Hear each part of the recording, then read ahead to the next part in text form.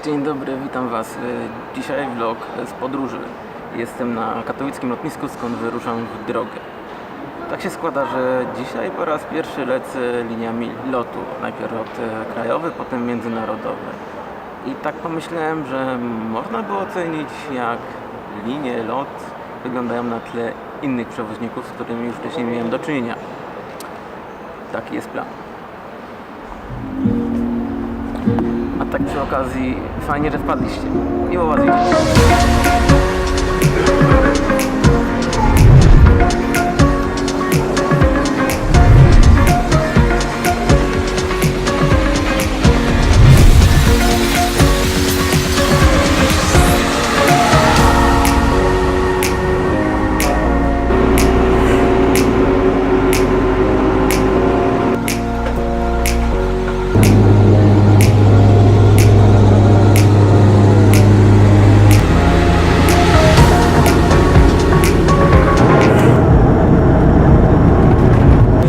Krajowy za mną, wylądowałem w Warszawie, w sumie mój pierwszy lot krajowy. Całkiem spoko przebiegło, plus za przekąskę i coś do picia, niby drobnostka, ale jednak fajna. No i oczywiście dopiero ten lot międzynarodowy będzie punktem odniesienia do innych linii lotniczych, ale już teraz mogę powiedzieć co nieco o aplikacji mobilnej. A więc aplikacja mobilna. Możecie zrobić z niej dużo rzeczy typu, nie wiem, zarezerwować lot, zarezerwować samochód, hotel, sprawdzić dowolny lot, jaki byście tylko nie chcieli, niekoniecznie wasz. Ale dlaczego nie ma podstawowej rzeczy przechowywania kart wkładowych w wersji mobilnej? No, po prostu się nie da, nie ma takiej opcji. Dla porównania aplikacja na przykład Quizera, wchodzę w zakładkę karty pokładowe i mam swoje karty pokładowe, nawet tutaj mam. To jest z moich poprzednich lotów. I Wojciech Kosik, odlatujący do Rzeszowa, proszę jest linie do wyjścia 41. I mogę wszędzie tą kartą się posługiwać, tak, i mam ją w telefonie. Co więcej, nawet nie ma możliwości ściągnięcia tej mobilnej karty pokładowej. W teorii jest, ale w praktyce po prostu nie działa. I każdorazowo musielibyście otwierać link z maila, przez który dostajecie karty pokładowe, żeby one się otwierały w przeglądarce, te wersje mobilne. No to jest to mega niewygodne, szukać co chwilę tego maila, który gdzieś tam jest, więc wolałem sobie wydrukować. Inną rzeczą jest dostęp do Waszych rezerwacji. Jak się zalogujecie na swoje konto, czy to na stronie, czy w aplikacji mobilnej, wchodzicie w rezerwacje i nie możecie ich swobodnie tak przeglądać. Musicie wyszukać konkretną rezerwację poprzez podanie imienia, to jest rezerwacja, i podanie 6-znakowego kodu, które to są jakieś randomowe z dupy znaki, które dostajecie przy rezerwacji i musicie je podać, żeby tą rezerwację wyszukać. Więc musicie szukać znowu, żeby... Pan Wojciech Kosik, odlatujący do Rzeszowa, proszę jest o natychmiastowe zgłoszenie środowego numer 41. Wojtek, idź do tego samolotu, bo mi przeszkadzasz. Tak, a więc ten kod. Musicie szukać maila, które dostaliście przy rezerwacji, żeby znaleźć ten 6-znakowy kod, chyba że jesteście mózgami, go zapamiętaliście od tak, żeby go podać i wyszukać tą rezerwację. Jako informatyk aprobuję za dodatkowy stopień zabezpieczenia tego, ale jako użytkownik jest to mega nieporęczne i na pewno można byłoby to rozwiązać jakoś bardziej intuicyjnie.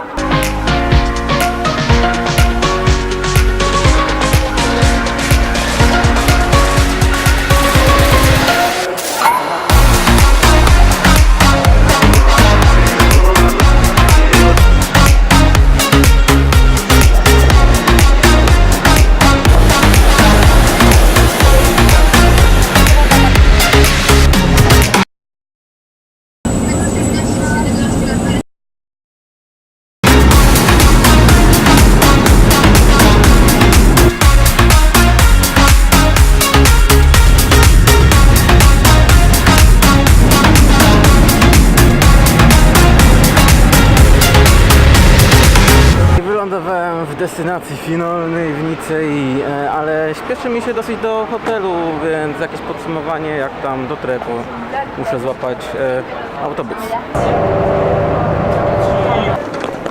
Okej, dotarłem do hostelu, więc może teraz jakieś to podsumowanie tego całego lotu, właściwie, znaczy lotu nie że jako lotu, tylko w sensie jako linii lotniczej. Mam tutaj kilka punktów, które sobie wypisałem. które chciałbym ocenić. Jakiś pies mnie tutaj szczeka. Więc tak, po pierwsze, na pewno dobrze to wygląda, dobrze wizualnie. I samolot i wnętrze wydaje mi się, że jest przestronniej. Nie wiem, czy to jest kwestia różnicy między Boeingiem 737, bo takim właśnie leciałem, a Airbusem 320. Obsługa sympatyczna, miła. Dobrze ubrana, fajne uniformy LOT im dostarcza, więc tutaj też jest spoko. Minusem jest to, że kazali mi schować aparat, nie chciało mi się z nim pójść, więc go schowałem i tam trochę pokręciłem G7X-em i telefonem. No ale generalnie w innych liniach lotniczych takiego problemu nie miałem. Natomiast rozczarowany byłem, przy rezerwacji było, że tam jakiś napitek, posiłek. Więc spodziewałem się, że to będzie tak jak było w Lufthansie, w Air France, natomiast się okazało, że tak, że jako posiłek to było Prince Polo i kawa, herbata albo woda do wyboru, co było ok na locie krajowym, ale na międzynarodowym spodziewałem się, że skoro lecimy w porze popołudniowej, posiłku, kolacji, tak, czegoś ciepłego do podania. W Air France i w Lufthansie zarówno jak leciałem, to podawali ciepłe posiłki w porze kolacyjnej i do wyboru wszystkie napoje, jakie chcesz, alkoholowe, niealkoholowe w cenie biletu, więc tutaj naprawdę słabo wypadli w porównaniu do Air France i do Lufthansa. No chyba, że coś się w tamtych liniach zmieniło, odkąd z nimi leciałem. Jeżeli tak, to możecie mi poprawić na przykład w komentarzu. Na plus na pewno trzeba zaliczyć to, że wchodziłem rękawem i wychodziłem rękawem z samolotu i pewnie tak jest na większości połączeń, jak nie na wszystkich. Limit bagażu jeszcze. Tutaj oczywiście nie sprawdzali, nie ważyli podręcznego, ale to jest tylko 8 kg. Więc tak samo jak w Lufthansie, ale jest to o 2 kg mniej niż w tanich liniach lotniczych i w Air France jest do 12, wszystko łącznie, podręczny, pokazuję w dół, bo akurat siedzę na mojej walizce podręcznej i na przykład plecak, tak, czyli no trochę mniej niż w innych liniach, ale ja na przykład miałem 9 i nikt tego nie sprawdził, nikt nie zważył, więc... No i teraz jak to wypada na tle tanich linii lotniczych? No bilety są droższe, na pewno jest trochę, wydaje mi się, bardziej komfortowo i bardziej przestronnie. Ten rękawy, o których mówiłem, też jest spoko, ale tak w sumie dużo więcej nie dostajecie w tej cenie. Wróciłem z Nicy i jestem u siebie w studiu i jeszcze kilka słów, które nie przyszły mi do głowy wcześniej. Po pierwsze, warto powiedzieć sobie, że LOT ma jedną ze świeższych flot w Europie. Na pewno dużo świeższą niż Lufthansa czy Air France. Więc to jest na plus, bo za tym idą inne udogodnienia, tak? No, być może większa wygoda i przestronność, ale takie rzeczy no, bardziej na miarę XXI wieku, jak na przykład gniazdka na pokładzie dla każdego z pasażerów. No niby drobnostka, ale fajnie sobie móc podpiąć komputer i nie bać się, że ci bateria padnie, czy podładować nawet telefon, tak? Który za chwilę możesz potrzebować po zejściu na ląd. W locie powrotnym nikt nie miał problemu z tym, że czy mam aparat w rękach w czasie startu i lotu, że robię sobie zdjęcia i używam go, po prostu wtedy musiałem gorzej trafić. Lot dostaje ode mnie jeszcze dodatkowego plusa, ponieważ tak, lot mój z Nicei był opóźniony, jak większość lotów w ten dzień nad Europą popołudniowych, co skutkowało tym, że byłem spóźniony na mój samolot do Katowic. LOT stwierdził, że na pokładzie samolotu z Nicei jest sporo osób, które będą leciały gdzieś dalej lotami krajowymi, międzynarodowymi, więc postanowiły opóźnić trochę inne samoloty, tak żebyśmy zdążyli z nich skorzystać. Pewnie ci na ziemi nie byli zadowoleni z tej obsługi, ale dla nas to dużo znaczyło, ponieważ nie mieliśmy żadnych alternatyw.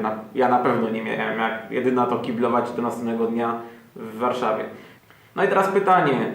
Czy wybrałbym ponownie lot podróży z punktu A do punktu B, tak nie wiem, 2 godziny lotu, tanie linie, myślę, są wystarczająco okej, nie? To, że są mniej wygodne, Cię tak nie zmęczy, no a są sporo tańsze. Na dłuższe loty myślę, że skłaniałbym się ku jakiejś lepszej linii lotniczej. W przypadku lotów transferowych na pewno bym skorzystał z lotu i na pewno będę je teraz częściej rozważał, te loty transferowe, ponieważ lot z Katowic do Warszawy i z Warszawy do Nicei był dla mnie tańszy niż dokonanie w tym samym czasie rezerwacji na lot taniej linii lotniczej z Warszawy do Nicei i dojechanie do Warszawy pociągiem, tak, więc haj się zgadza. I to już chyba wszystko, co miałem Wam do powiedzenia. Chyba nie wyszło za długo, ale jak wyszło za długo, to przepraszam i trzymajcie się, do zobaczenia. Pamiętajcie, aby subskrybować, komentować, lajkować